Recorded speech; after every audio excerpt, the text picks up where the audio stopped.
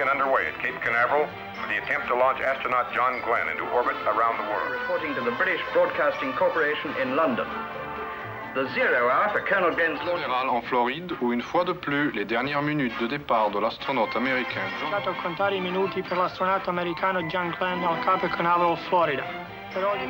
يتحضر مرة ثانية لدورته حول العالم. 佛罗里达州坎纳法谷太空航行员约翰格林。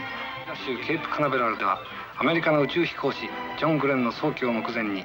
Proyecto Mercurio han reportado que ambos, el astronauta y su cohete Friendship 7, and report the astronaut's condition as excellent. Colonel Glenn at Cape Canaveral. And then astronaut Glenn will... Weather still remains the big question mark, but the countdown for... John Glenn, the countdown is again underway.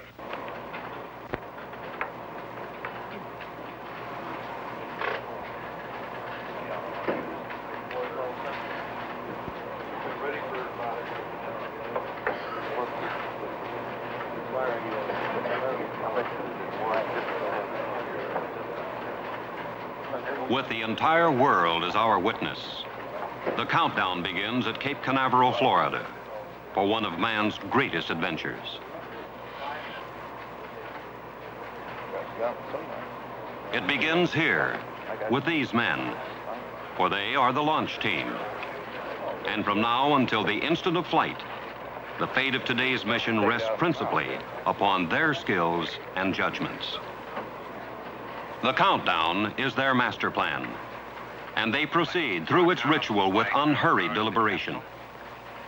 Its pages contain the timetable of order they must follow to awaken a giant machine, to test its readiness, and to prime it for the one supreme moment for which it was created. ISO on now, meter reads 19 volts.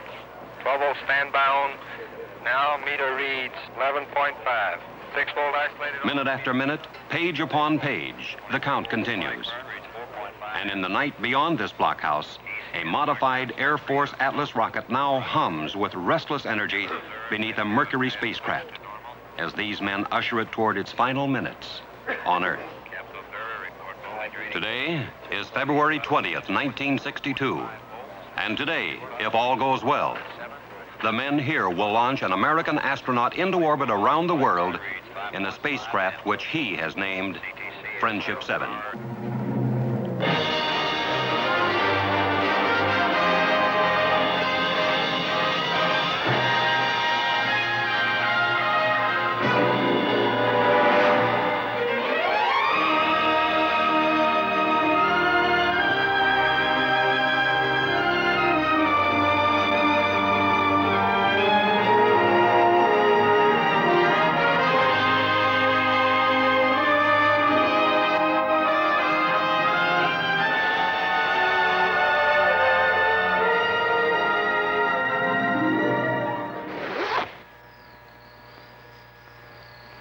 Friendship 7 awaits its pilot.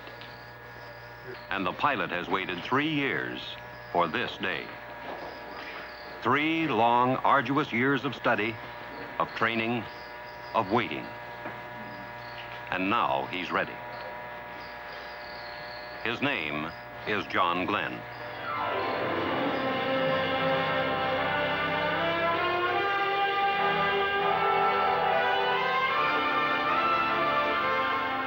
Astronaut John Glenn of New Concord, Ohio, Lieutenant Colonel, United States Marine Corps. Married, father of 2 teenage children. Glenn has been a pilot over half of his 40 years, has flown in 2 wars, and is a veteran test pilot who 5 years earlier established a transcontinental flight record as the first man to average supersonic speeds across America. He volunteered for space flight, is one of 7 astronauts selected for Project Mercury, the man in space program directed by the National Aeronautics and Space Administration.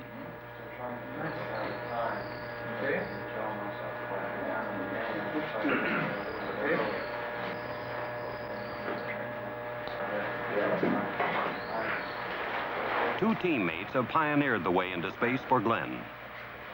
Astronauts Alan Shepard and Virgil Grissom tested the Mercury spacecraft on trailblazing suborbital missions, proving the equipment, and pushing the program to the threshold of orbital flight.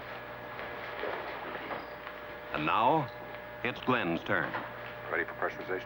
Now to Glenn falls the challenge of man's next advance into space, for he has been chosen to cross the threshold gained by Shepard and Grissom and to orbit the world. So the countdown continues for John Glenn. And it continues beyond this room for Friendship 7. And it continues this moment around the world.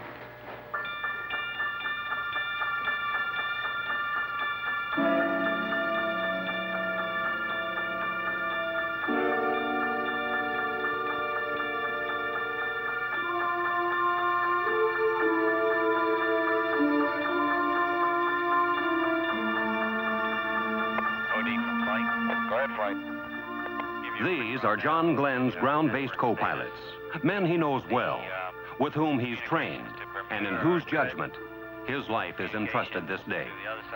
They are the flight controllers, and from the Mercury Control Center, within view of the launch complex, they make the decisions, issue the commands that will govern the course of the mission.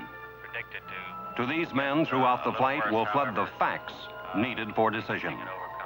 The scope of their responsibility, of the entire operation, defies comprehension.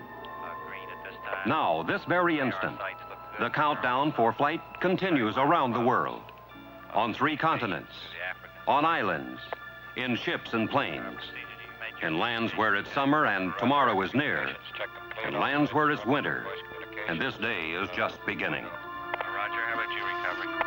Recovery's go. Roger, recovery.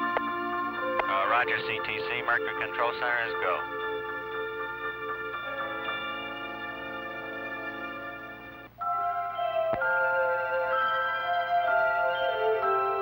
Northeast of Cape Canaveral, 1,000 miles into the Atlantic, dawn's early light spills over the British Crown colony of Bermuda, and Station 2 in the Mercury network proceeds with the countdown. The tracking and telemetry stations, 18 in all, form an avenue of electronic checkpoints around the world to monitor and communicate with Friendship 7 as it passes overhead.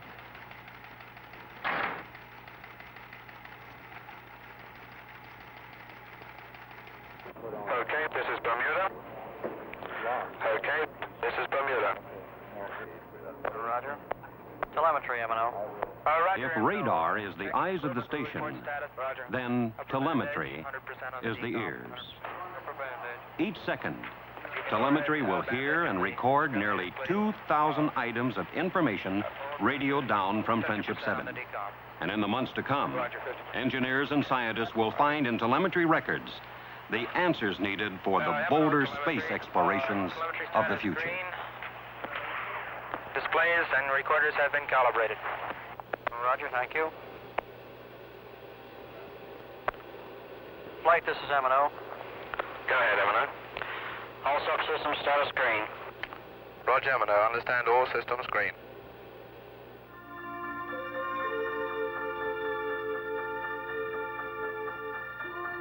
Latitude, 5 degrees north. Longitude, 10 degrees west. A spot in the Atlantic Ocean off the coast of Africa. And Station 3, the Rose Knot, waits under the late morning sun for John Glenn. Operating out of Trinidad, Rose Knot will communicate with Friendship 7 and monitor its journey as it streaks across the empty ocean and out over Africa.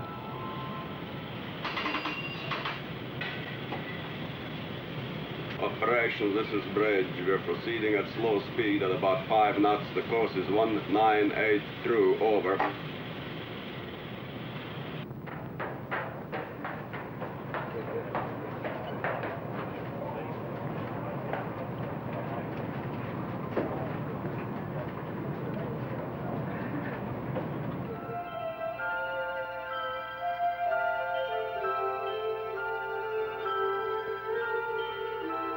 Beyond the Mercury station on Gran Canaria Island, in the Spanish archipelago off of the African coast, it's midday at Station 5 in Kano, Nigeria, deep in the continent of Africa.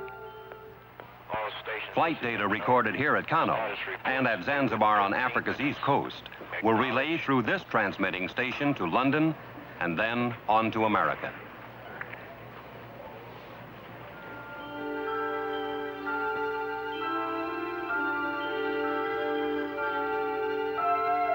Far to the southeast of Kano, beyond the Zanzibar station, the ship's bell of the coastal sentry tolls the twilight of day in the emptiness of the Indian Ocean.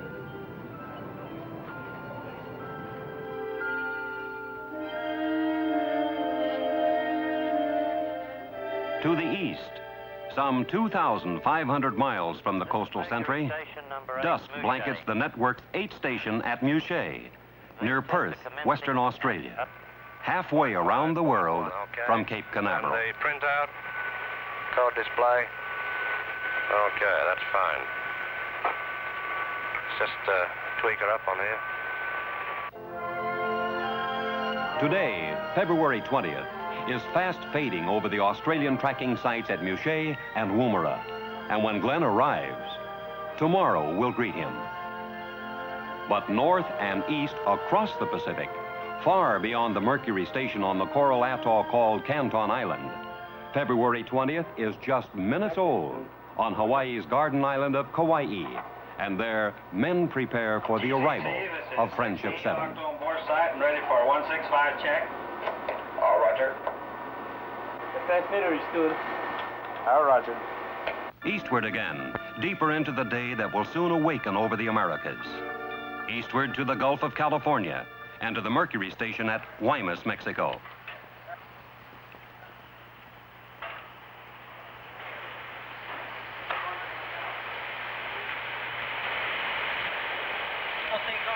Real good. Just waiting for liftoff.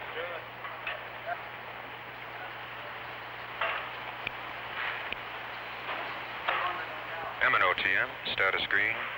Proceeding with pre-pass calibrations. North of Mexico, in the pre-dawn along the west coast of the United States, the mountaintop station at Point Arguello, California, waits out the long countdown, ready to track John Glenn.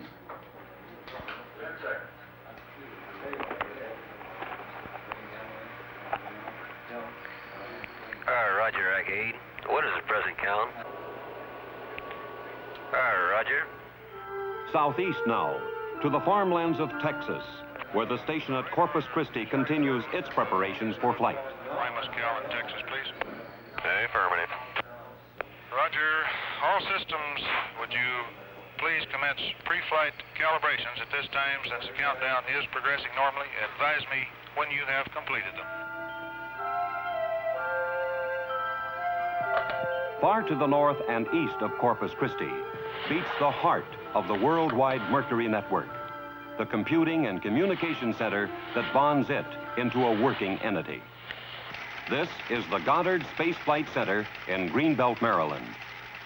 Through here funnels the voice and teletype communications that link the global stations to Mercury control. The computers enable men to reach judgments within the flashes of time allowed for control of a spacecraft that moves faster than a brain can react. Throughout the flight, the computers will generate recommendations on whether the mission should continue or be aborted. They will determine locations of the spacecraft, the time it should begin re-entry, the point at which it will land. And the most vital of these findings will be transmitted instantaneously to Cape Canaveral.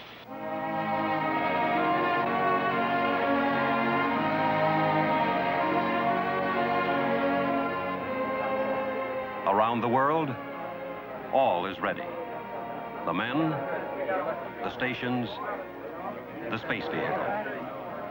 And now reporters learn from the astronaut's information officer if the most vital of all elements is ready, the man himself, John Glenn.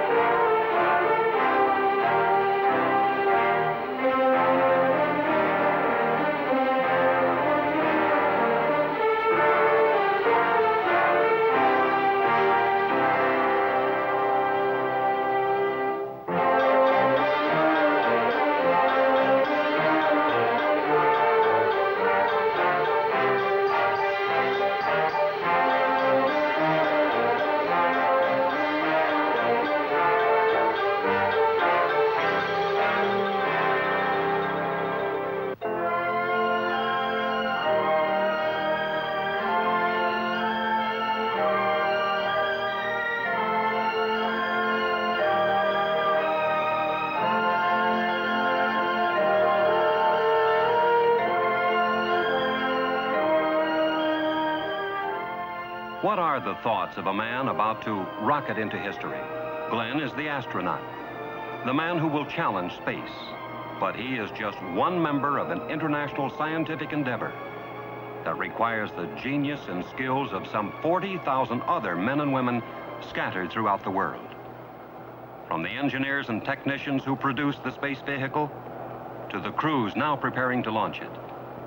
From the tracking experts who will chart his voyage around the globe to the sailors now waiting at sea to recover him. Behind this day stands years of preparation, of research and testing, of planning and training.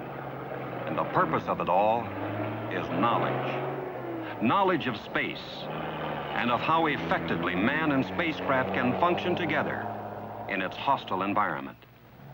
Knowledge that will serve as the basis for space explorations of the future. Hard-won knowledge of benefit to all men, bought by sacrifice and dedication and courage.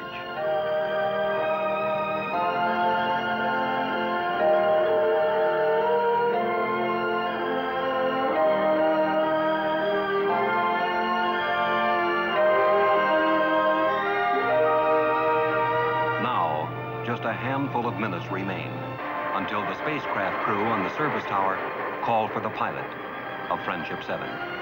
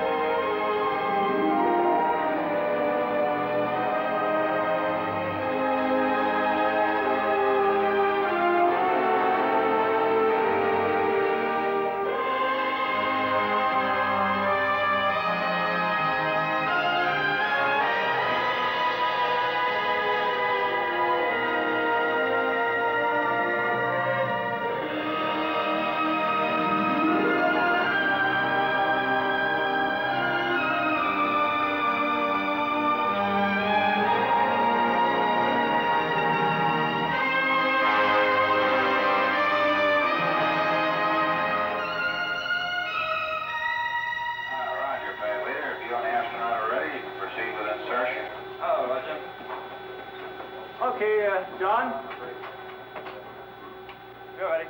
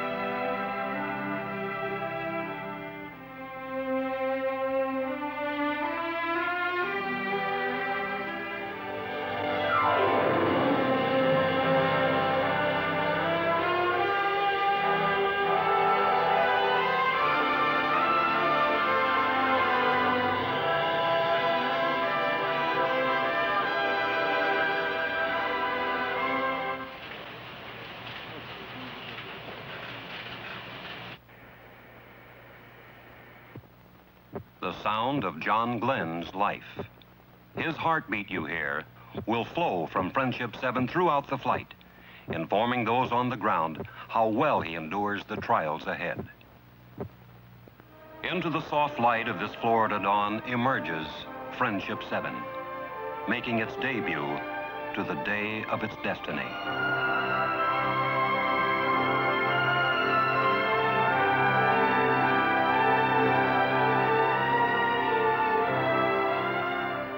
The Mercury Atlas stands alone, waiting to depart this Earth. 250,000 pounds of rocket with thrust equal to 3.5 million horsepower, all to hurdle a 168-pound astronaut into space.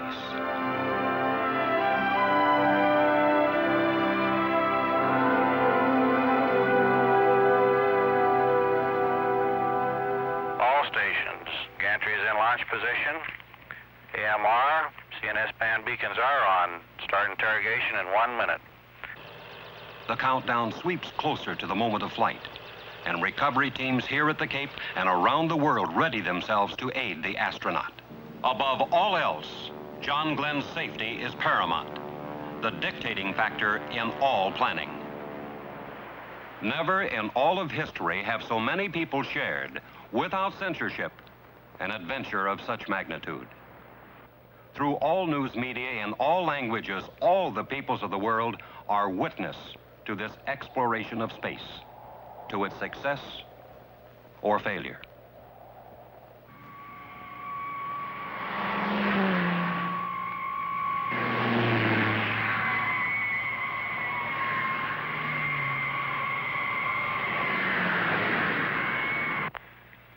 T-minus 15 minutes. Mark, T-minus 15 minutes and counting. There will be no smoking in the blockhouse until further notice. Okay, this is Bermuda. Go ahead. We just logged on our computer. Stand by for an estimate. Roger. Standing by, Bermuda. Estimate 5 minutes, Kate. 5 minutes. You want us to continue to count? I suggest you take it down to T-minus 7. We may have it by then. Roger.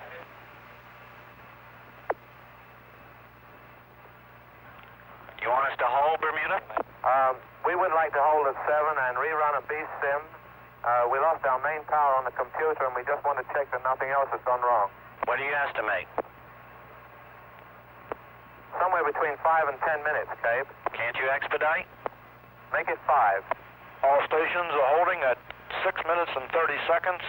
Estimate 5 minutes.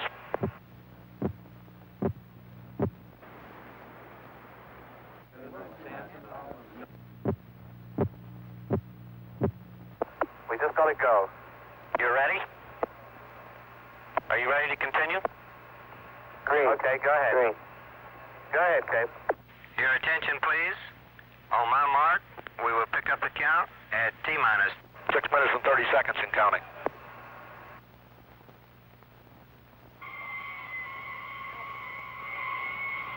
The time nears, and soon, this Earth path indicator in the capsule will begin showing John Glenn his changing positions above the world.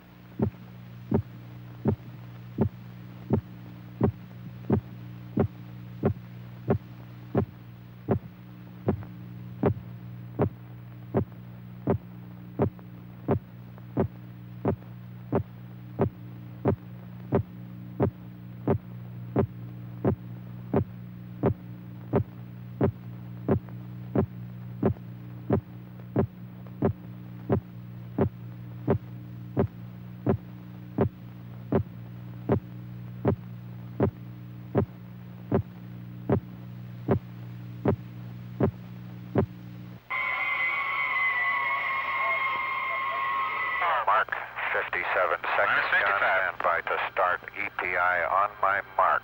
Roger. Minus 50. 3, 2, 1, mark. Roger, EPI is minus 45. Minus 40. Status check, pressurization. Locks tanking. Have a blinking high level light. You are go. Water systems. Go. Range operations. Mercury capsule, go. All pre-start panel lights are correct. The ready light is on. Eject Mercury umbilical. Oil evacuate. Mercury umbilical clear.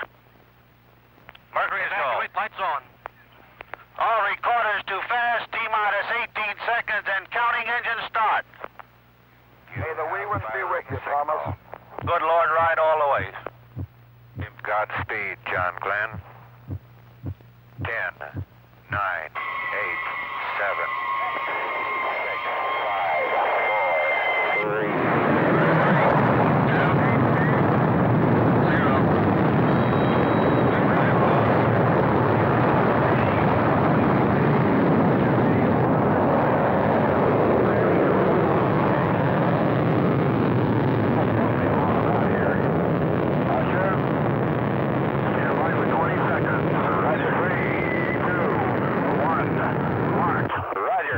Clock is started.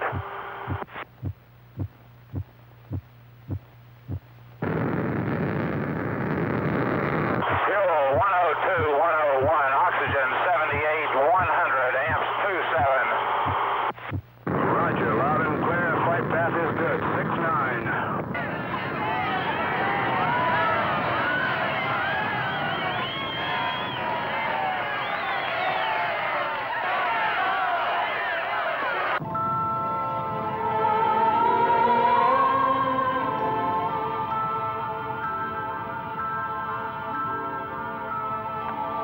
Seconds. 65 and still looks real good from here. 70 seconds, leaving a nice vapor trail now. Looks real fine. Looks good back, G. He's got it. 80 seconds and looks real good from here. 85. 90, 95, flame color is bellowing out now. Reading you loud and clear.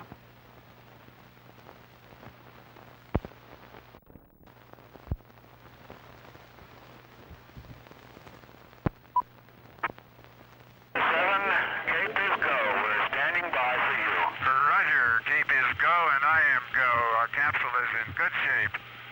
Fuel 103, 102, oxygen 78, 100, cabin pressure holding steady at 58, amps is 26. All systems are go. Roger, 20 seconds to Seco. Seco. Roger. Sustainer engine cutoff. The moment when the final Atlas engine will shut down.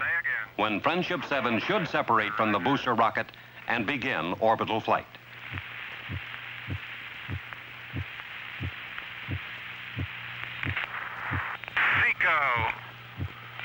Lots of grades fired, okay. Adjust. Roger, 0G, and I feel fine. Capsule is turning around. Oh, that view is tremendous.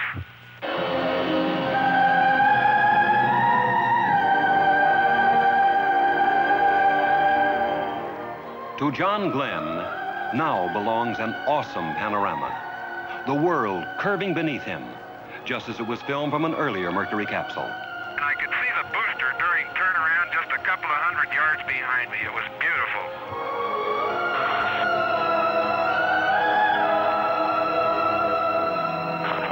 Roger, 7. You have a go. At least 7 orbits. Roger, understand go for at least 7 orbits. This is Friendship 7. Can see clear back a big cloud pattern way back across toward the Cape. Beautiful sight.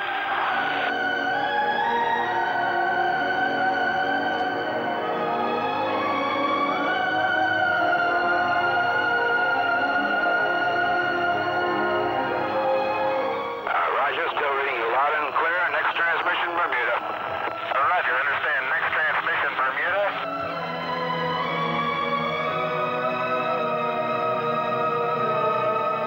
Friendship 7, Bermuda has you.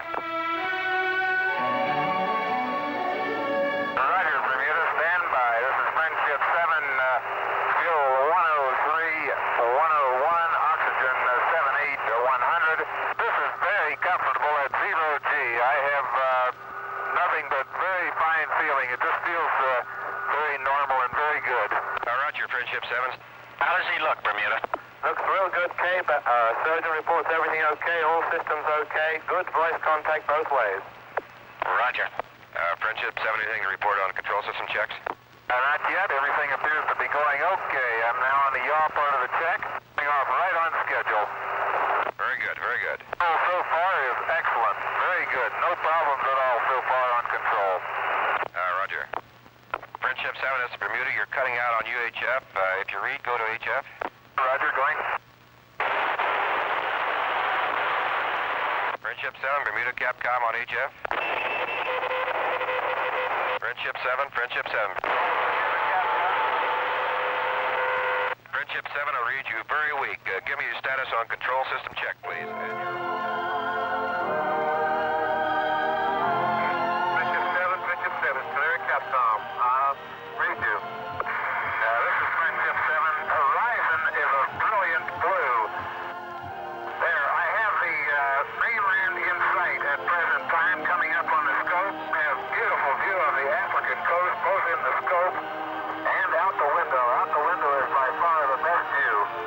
Part of the Canaries was hit by clouds. I can see dust storms down there blowing across the desert. A lot of dust. It's difficult to see the ground in some areas. Over. Friendship 7, you are fading. Tell me, over. Friendship 7, this is Kano Capcom. I read you loud and clear. How do you read me? Over. Roger, Kano, loud and clear. Roger, loud and clear. What is your status? Over. This is Friendship 7. My status is excellent. I feel fine. Over. Roger, I monitored part of your transmission over Canary and heard your comments on the weather over Africa. We've had dusty weather here, and as far as we can see, a lot of this part of Africa is covered with dust. So just exactly the way it looks from up here, too. Roger, will you give us status report? Over. Roger, this is Friendship 7.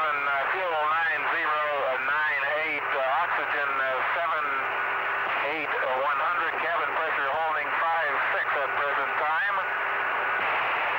And preparing to take Xylos still at present time. Roger, do you want to stand by for retro sequence time, Area 1, Charlie? Roger, going back on ASCS. Yaw check, okay. It's a little different display than I had really anticipated, but it checks okay. And I can pick up yaw. I have to be about 5 degrees. Friendship 7, you are fading rapidly. Across Africa, races Friendship 7 at 17,545 miles an hour, 300 miles a minute, 4 miles for every heartbeat of John Glenn.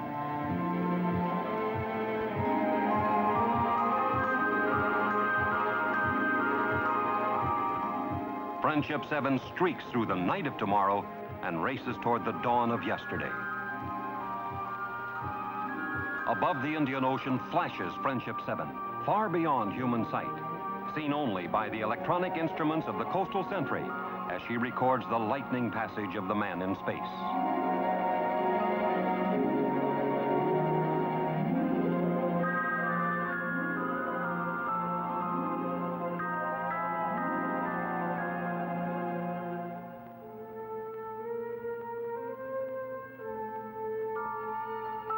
For John Glenn, the familiar time references of Earth no longer apply, for he journeys around our world in just 88 minutes, outracing the sun that needs 24 hours to circle the same globe.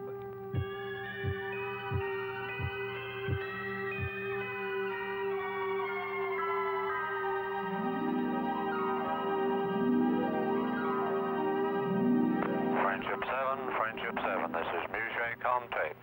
Friendship 7, this is Musée Contact. Do read, over. Hello, Musée Contact. This is Friendship 7, reading you loud and clear. How me?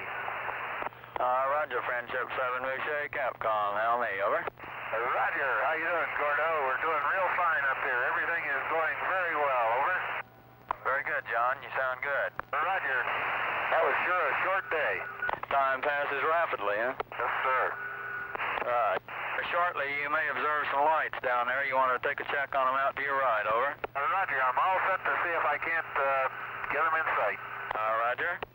Any symptoms of vertigo or nausea at all, over? Negative. No symptoms whatsoever. I feel fine, over. Good show. Roger. I do have a lights in sight on the ground, over. Roger, understand you. Just off to your right there? That's affirmative. Just to my right, I can see a big pattern of lights, apparently right on the coast. I can see the outline of a town and a very bright light just to the south of it.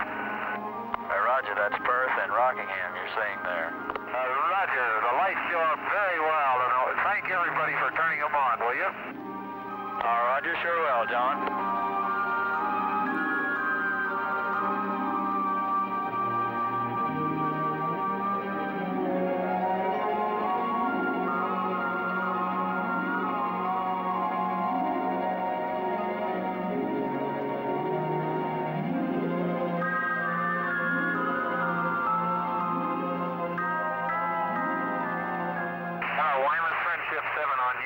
Do you receive, over? Roger, Friendship 7, loud and clear. Over. Roger, this is Friendship 7, loud and clear with you also. Are we still go from control center, over? Roger, we're still go. Roger, Friendship 7, all systems are go in the capsule. Friendship 7, Grimus, if you have a chance, could you give us a blood pressure check? Over. Roger, Friendship 7, we'll give blood pressure check. I still have some of these particles that I cannot identify coming around the capsule occasionally, over. Roger, how big are these particles? Over. Very small. I would indicate they're of the order of a 1/16 of an inch or smaller. They drift by the window, and I can see them against the dark sky. Just at sunrise, there were literally thousands of them. It looked like just a myriad of stars, over.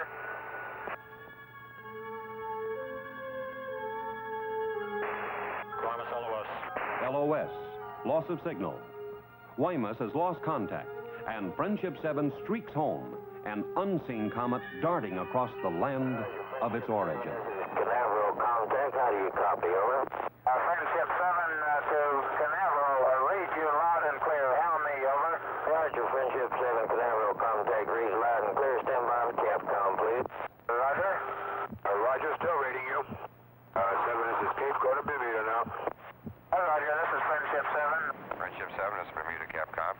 Roger, this is Friendship 7. I'm controlling fly-by-wire present time. I have no left yaw low thrust.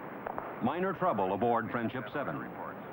A malfunction in the automatic control system was causing the spacecraft to yaw in skid-like fashion, away from its proper flight attitude.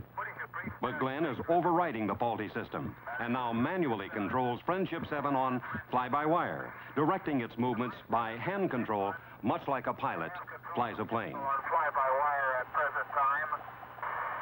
Understand? Friendship 7, this is Kano Capcom standing by. Hello, Kano. Friendship 7, we have telemetry solid and check all your systems out okay. We will remind you to start pre-dark side checklist as soon as you lose contact with us. Roger, Friendship 7. Friendship 7, Friendship 7, this is Musée Contact. Friendship 7, this is Musée Contact. Do read, over. Okay, this is Friendship 7 to me. Roger, Friendship 7, Musée Capcom. Will you confirm that your landing bag switch is in the off position, over? That is affirmative. Landing bag switch is in the center off position. Roger, you haven't had any banging noises or anything of this type at higher rates? Negative. Roger, they wanted this answer. Masked behind that routine report, the first hint of potential disaster. It came when astronaut Cooper relayed a request from Mercury Control, asking Glenn to check the status lights for the capsule's landing impact bag. Glenn reports status normal. But ground stations are now receiving an ominous chilling signal, an indication that the heat shield on Friendship 7 seems to have come loose. Friendship 7, Hawaii contact. Hawaii, Friendship 7, over. Friendship 7, this is Hawaii Capcom. Do you still consider yourself go for the next orbit? Affirmative. I am go for the next orbit. Roger, understand it. MCC confirms that they are go at the present time for third orbit. California contact. California contact. Do you read? Over. Hello, California contact. Friendship 7, loud and clear. How me? Roger, Friendship 7. This is California Capcom. Read you loud and clear, John. Roger, receiving you much better now, Wally. Very good. John, the Aeromeds are real happy with you. You look real good up there. All right, fine. Glad everything's working out. I feel real good, Wally. No problems at all. Good show. We're real pleased to let you goodbye this time. We'll see you next time around. This is Mercury Control. We now have a contact with our Guaymas, Mexico station and with the Corpus Christi, Texas tracking station. The Friendship 7 spacecraft is now committed to its third orbit. This is Mercury Control. In Mercury Control at Cape Canaveral, a decision must be made, and soon. The signal pulsing down from Friendship 7 indicates still that the heat shield is loose. Could the signal be erroneous? There is no way to tell. But if it's true, then John Glenn could perish in a searing inferno when he plunges back into the atmosphere. The retro rockets that slow the spacecraft and head it back toward Earth are strapped over the shield. If they were left on after retro fire, instead of being jettisoned as in normal re-entry, then their straps might hold the shield in place before they burn off. They might possibly save Glenn from the 3,000 degrees of re-entry heat until he's deep enough into the atmosphere for its force to hold the shield in place. But the decision must be made soon. Even now, Glenn is streaking toward the United States, and he must begin the retro sequence 300 miles west of California if he's to land in the planned recovery area 700 miles south and east of Florida. We'll give you the countdown for retro sequence time, John. You're looking good. Roger, we only have 50 seconds to retrograde. Over. That's affirm. I'll give you a mark, 45 mark. California, this is Cape Flight. Go ahead, Cape Flight. We'd like to leave the package on at least through Texas. So tell him to keep his retro jettison switch off. John, leave your retro pack on through your pass over Texas. 20 seconds. Roger.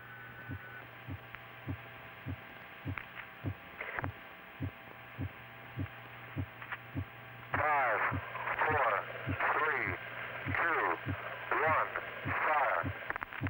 Roger. Retros are firing. Oh, Roger, baby. Are they ever? It feels like I'm going back toward Hawaii. Don't do that. You want to go on the East Coast. Roger, fire retro light is green. All through here. Roger. Roger, retros have stopped. Keep your retro pack on until you pass Texas. That's affirmative. John. That's real good looking flight from what we've seen. Yes, sir. Looks good, Wally. We'll see you back east. Right. All right, boy. Texas Capcom Cape Flight. Go ahead, Cape Flight. Go ahead. We have decided to re-enter with the pack on. This is Texas Capcom Friendship 7. We are recommending that you leave the retro package on through the entire re-entry. This means that you will have to override the 05G switch, which is expected to occur at 0443. This also means that you will have to manually retract the scope. Do you read? This is Friendship 7. What is the reason for this? Do you have any reason? Over. Not at this time. This is the judgment of Cape Flight. Roger. Say again your instructions, please. Over. We are recommending that the retro package I say again, not be jettisoned. This means that you will have to override the 05G switch, which is expected to occur at 044353. This is approximately 4.5 minutes from now. This also means that you will have to retract the scope manually. Do you understand? Roger, understand. I will have to make a manual 05G entry when it occurs and bring the scope in manually. Is that affirmed? That is affirmative. Friendship 7. Roger. Friendship 7 is escape, over. Go ahead, Cape, Friend 7. I recommend you go to re-entry attitude and retract the scope manually at this time. Roger, retracting scope manually. manually. While you're doing that, we're not sure whether or not your landing bag has deployed. We feel it's far safer to re-enter with the retro package on. We see no difficulty at this time in that type of re-entry. Over. Roger. Understand. 7, this is Cape. The weather in the recovery area is excellent. 3-foot waves, only 1/10 cloud coverage, 10 miles visibility. Roger. Friendship 7.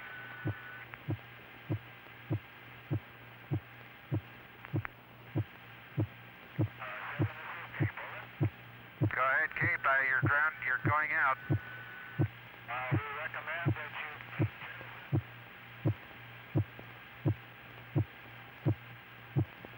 Retro pack upon reaching 1 to 1.5 G. Do you understand? Over. Amen. 7, this is Cape, transmitting blind. Recommend Suddenly, that you... all contact with John Glenn and Friendship 7 is lost.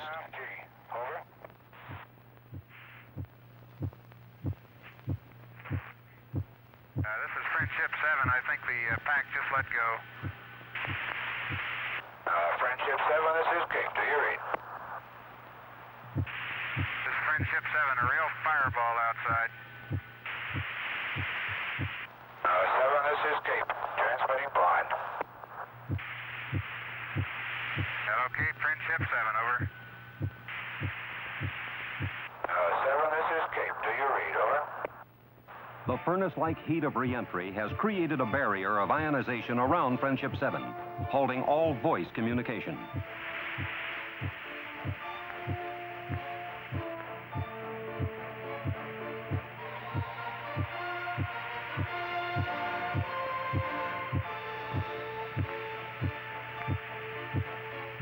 Alone, he plunges back toward Earth, a fiery meteorite.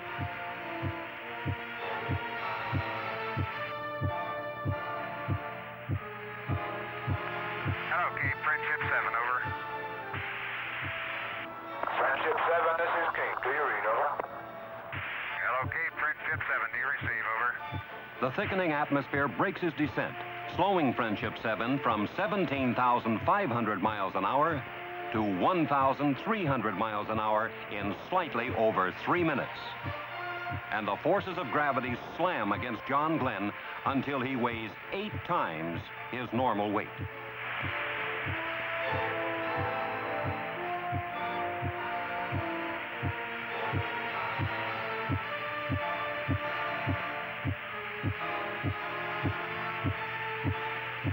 Okay, Friendship 7, do you receive? Over.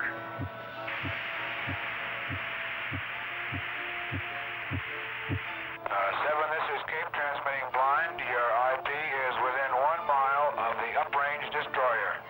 Voice call is Steelhead. Steelhead is the code name for the destroyer Noah, waiting to recover Friendship 7. But John Glenn cannot hear the message. Right around 4:43, flight. It was about on time. Keep talking now. Friendship 7, this is Cape. Over. Friendship 7, this is Cape. How do you read? Over. Roger. Reading you loud and clear. How you doing? My condition is good, but that was a real fireball, boy.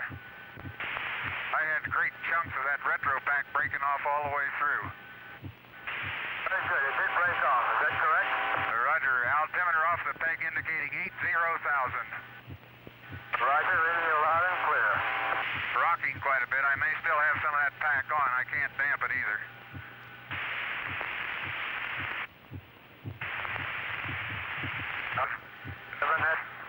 Proposed intersection. Over.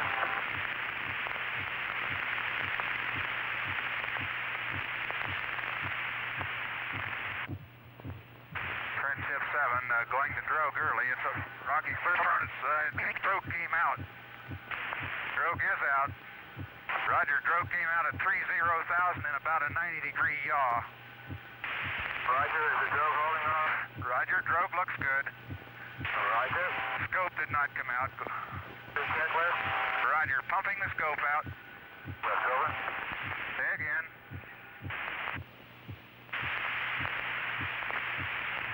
Roger, re-entry checklist complete. Standing by for main at 10. Roger.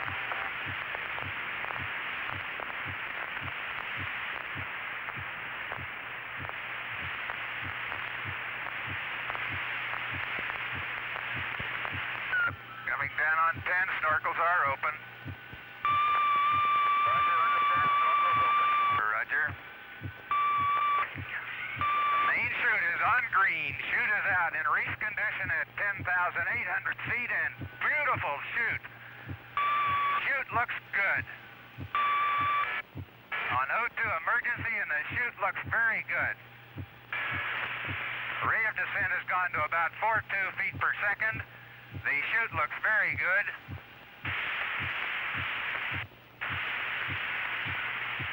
Hello, Mercury Recovery. This is Friendship 7. Do you receive?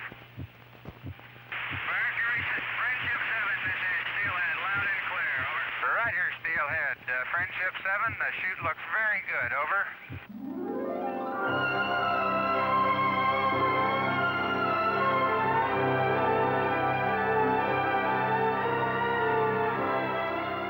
Home is the Voyager.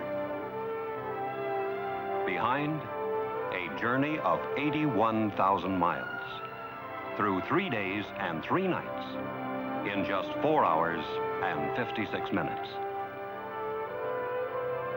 At 3:04 p.m. Eastern Standard Time, Friendship 7 comes to rest aboard the United States destroyer Noah, and John Glenn returns to the people of Earth. A change of clothes, a breath of cool air, a short debriefing. Then, Glenn leaves the Noah, heading for the aircraft carrier Randolph, under the golden splendor of his 4th sunset of the day.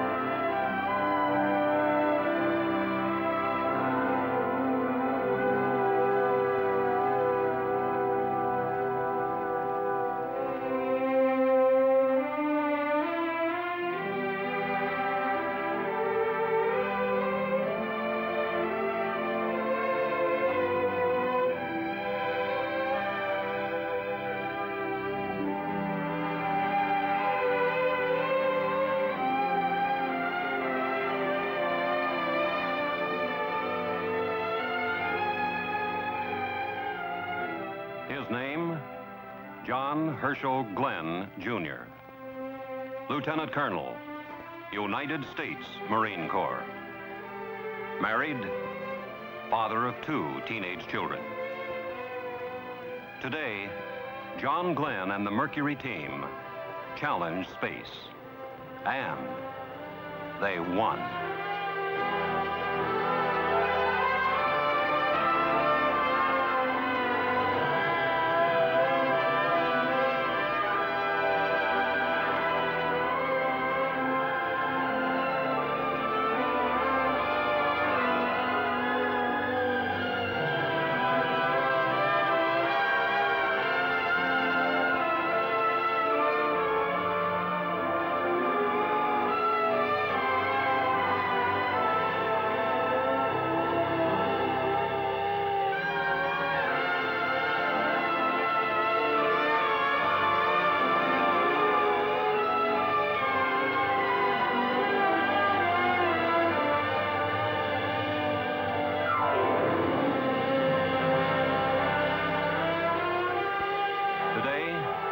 John Glenn dared space.